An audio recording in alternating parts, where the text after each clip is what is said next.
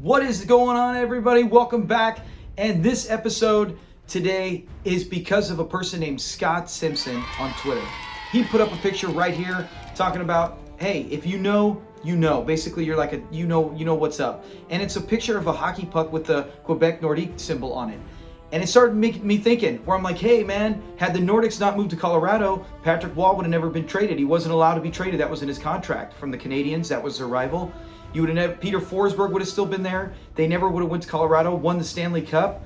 And then it also got me thinking, we would have never had that incredible rivalry from 96 to 97 to 98 to 99, all the way to around 2002. A rivalry, it'll still be there, but the players are gone. The fans remember, but sometimes even new fans come up and they don't really know what was going on. So I wanted to talk about that today. The greatest rivalry I have witnessed in my lifetime. And that's probably within the last 32, 35 years of sports. There's been great ones. I asked a group of friends and they were like, hey, you know what, Yankees, Red Sox, of course. That's been going 100 years strong. But there are times, especially there was years where Boston was awful. The fans always hate each other. But you didn't have what you had between Detroit and Colorado. And then you had other ones, Celtics, Lakers. And they were like, oh, that was years ago. But then you got to remember Kobe. He played the Celtics twice and went 1-on-1. That's true. Celtics, Lakers is a good one. But in this span, if you don't know about this rivalry, I'll tell you the short details on it, but definitely go look up the history on it. Look up the videos. It's all over. ESPN did a special on it. So we'll get to how everything started because there's a date. March 26, 1997. That is one of the best, it probably in my opinion, and it's not even my team, the best regular season hockey game I have ever seen and have ever been hyped for. Going into that, we'll get to why it was so important and what was so big about it. Now, in the playoffs, these two teams have met up several times. In this span of rivalry, when it started, it was 5 times they met up in the Stanley Cup playoffs, and the two of them combined for 5 Stanley Cups in like a 7-year span. So you knew, hey, this is, Patriots, Colts, whatever, this is some good teams. Now the Colts only won, one Super Bowl, so forget that. But you know what I'm saying? It's both teams are winning championships. But it was so key because we get back to the 1996 Western Conference Finals. Colorado had just beaten the Chicago Blackhawks, who were not heavily, in my opinion, favored and should have won. They had a better team, better record, but they lost several overtime games, and Avalanche squeaked through and got to take on Detroit. The Detroit Red Wings, at the time, had set the NHL record for wins with 62 and won the President's Trophy for most points in a season. So they are favored in this. They are supposed to get there and win the cup. So they run into Colorado. Really good team. Like I said, you got Forsberg. Forsberg was only there, right, because he got traded to Quebec from the trade for Eric Lindros, Philly. Check your history. Great. I think they overpaid to get Lindros, and Colorado, who would have been the Nordics, but Colorado goes on to win the Cup because of that Lindros deal and because they moved, as I said earlier. So they got talent. They're really good. Foot, Lemieux, that's a name. Put a pin in that name. Oh, man. Not Mario, Claude. But they face each other. The first 2 games go to Colorado on the road. They steal 2 in Detroit. That's always a tough thing. Now Colorado's going, hey, we just got to win 2 out of our 3 at our own stadium, and we're going to the Stanley Cup Finals. So you get to Game 3. In Game 3 is a pivotal point. There is a play where Slava Kozlov is going up to get the puck. Adam Foote, the defender, comes up to hit him, and Slava kind of makes a move, and Kozlov hits him and sends him face first into the boards. And Ziep split in the face and gets cut. Crowd was pissed. But whatchamacallit was really pissed, Claude Lemieux, because there was no penalty called. He was upset on that. The Red Wings end up going. Foot gets some stitches, gets taken care of, comes back on the ice, and scores a goal and makes it 5-3. Detroit would go on to win that game 6-4, making it 2-1. So now you're back in it. You got a series, and you're like, here we go. As the game is coming down, he is pissed. Claude is pissed, no penalties called, and he sucker punches him. Sucker punches one of their guys, and he ends up getting a $1,000 fine. Not a big deal. But he misses Game 4. So you're thinking, hey, this really helps. You're missing Game 4, one of their better defending forwards. But Colorado didn't need them. They went on to win that one, I think, 4-2. And so now it's 3-1. They go back to Detroit. Detroit takes care of business. And then they go back to Colorado. Now, this is when it all happens. It's 1-0. Let me check this out. I got to try to get everything down to this. But they're up They're up 1-0. They're getting into the first, and Chris Draper goes to just dump the puck. Right? He's going there. He's going to dump in his zone, and as he turns, he's going back towards the Red Wing bench, and Claude Lemieux just, full speed, lays into him. And Draper, he didn't even know. He could not stop. You cannot stop. If you've ever skated or just run as fast as you can and someone gives the slightest tap, your momentum, you're going face first. And there was no slight tap. And he went face first, smashed his face into the board, broke his jaw, had to have reconstructive surgery on an orbital bone. What else was it? Shattered cheekbone. So he was messed up. And we got a picture of it right here. He was messed up.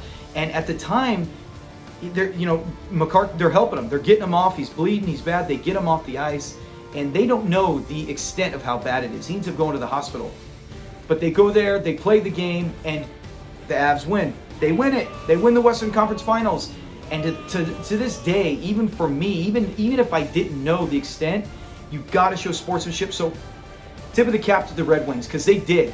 They shook hands, and they shook Lemieux's hands, and I think that would have changed had something else happened. But you want to be a good sport. I don't know if I could. As a player, for me, my personality, how I am, not as much now, but back when I was younger, if I would have been in that line, my hand would have just stayed down, and I would have went right by him. I would have shook the other guy's hands, but I'm not going near Lemieux. And because he already sucker punched once, and now he does this. So it's almost like a cheap move, because now you're like, hey, we're out of there. There's no payback, no revenge. We're going on. And they did. The Avs went on, won the Stanley Cup Finals. Hey, everybody.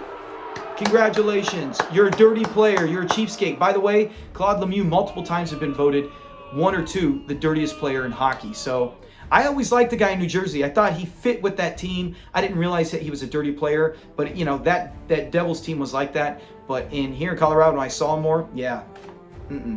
So this sets up the following year.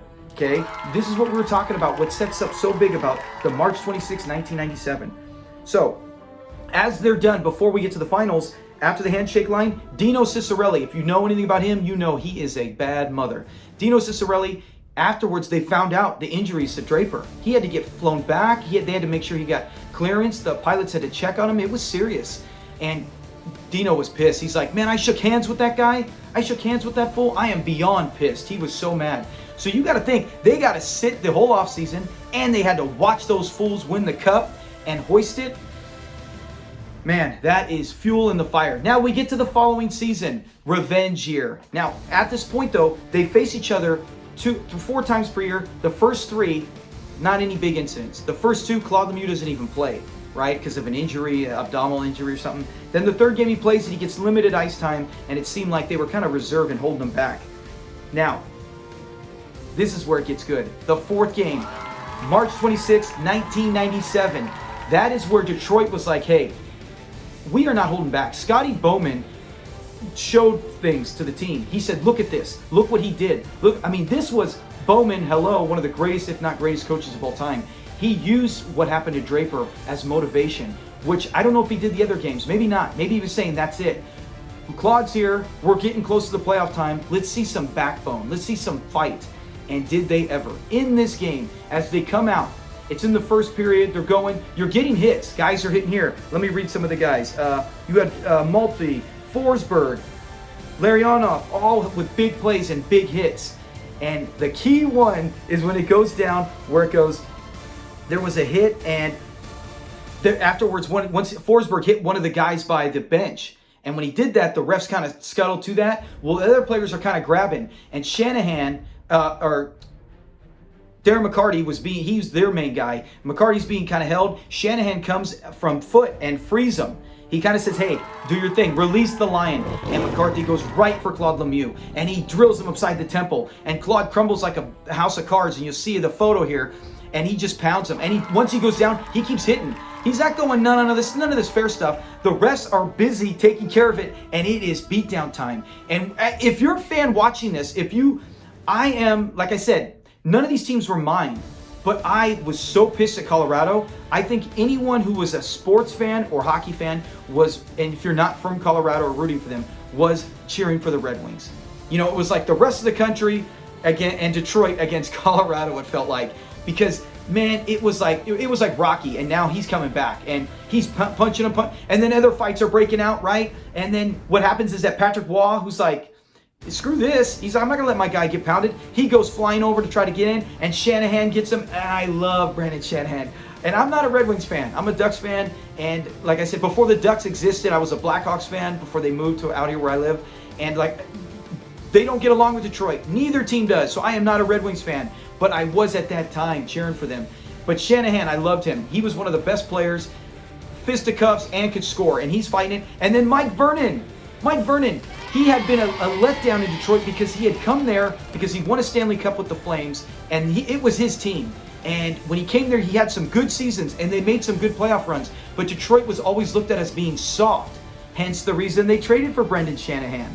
That's why you have a tough guy like McCarthy. They got tough, and they got better. But for the longest, they were considered soft. And Vernon took that. Well, not now. Vernon said, screw you. He ran up there and said, I'm not going to let you fight Shanahan, the goalie, sit there. And when Vernon got in there, dude, it was like, hell yeah, let's go. Fisticuffs. You felt like you were watching an episode of a movie Shanghai Night or Noon where they're going and throwing brawls and everyone on the ice is hitting somebody. Find someone and hit them. And Vernon and Wob went back and forth, and it was a great fight. Great fight.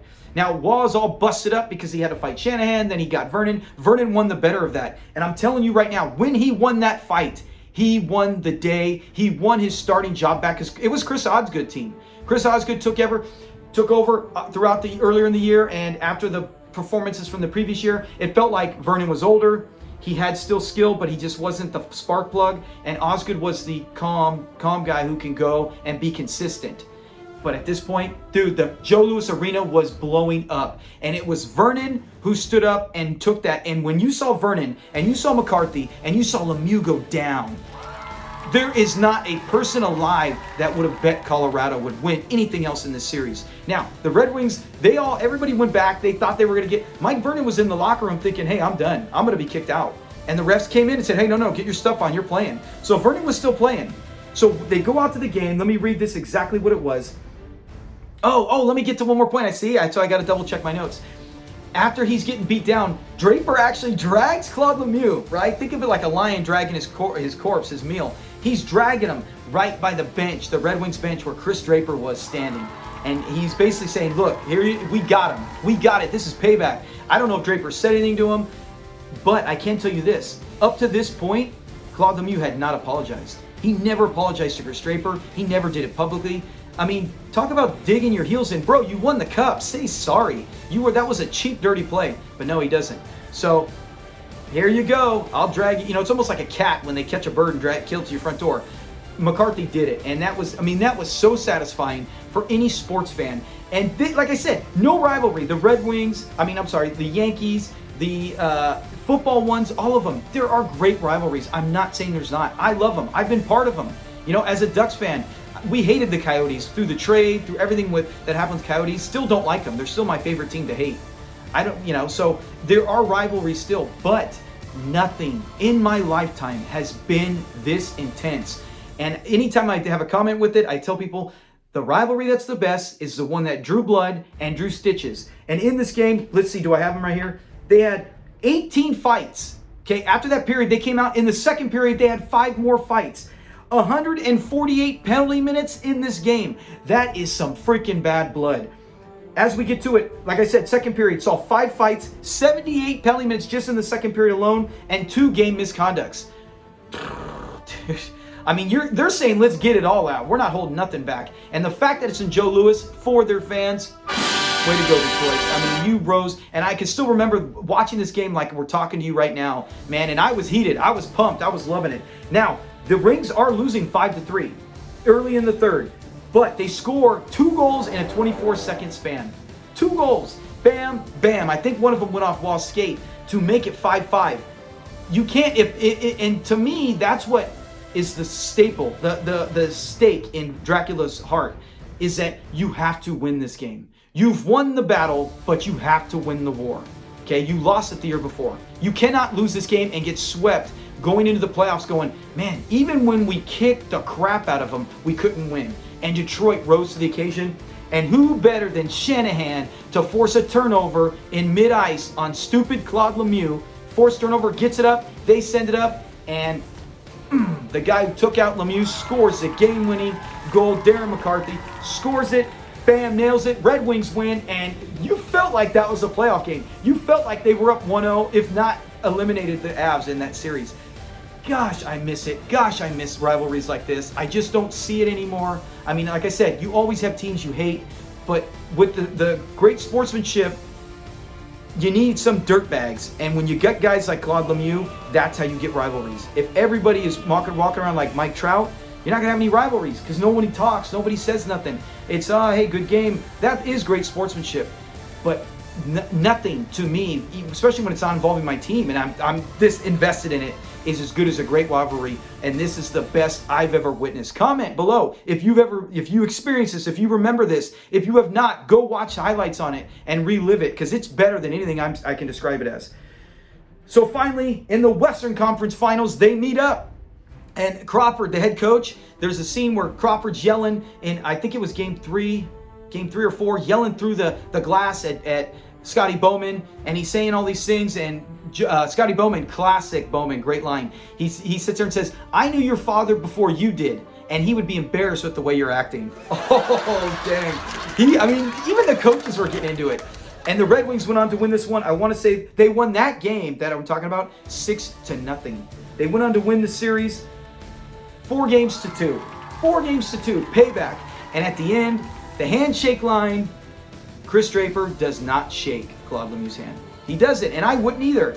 Screw you, dude. You were a dirtbag before, and I wonder if even Lemieux would have shook it, you know? So either way, I'm good with Draper. They went on to win the Stanley Cup. I mean, that's a movie, dude. And I'm not talking ESPN movie. That is a movie that if you made right now with good acting and great writing, sign me up, dude. I am watching that movie tomorrow. And at the end, Draper hoists the cup. Revenge. It was so satisfying. So, like I said, anyone that is a hockey fan that did not have their team invested in the playoffs or even did not have to face these teams, it was so nice to see an ending like this. Now, one last bit. To this day, Claude Lemieux has never apologized publicly or to Draper. But in 2014 NHL entry draft, they were both there together and they did shake hands. So to me, that is even another win because it's years later and Draper, being the good sport, the good man he is, a class organization like the Detroit Red Wings, shakes his hand and puts an end to it. But Claude, being the dirtbag that he is, doesn't say sorry. So, best rivalry. If you haven't seen it, go experience it. Man, and I really miss it. I hope something like this happens again. It's so fun. Record-breaking teams like Boston this last year or the Patriots when they were 16-0. There's just good stories to that, but nothing, and I mean nothing, is better than a great sports team rivalry. Look for more video, guys. Talk to you later. Thanks for watching. Peace.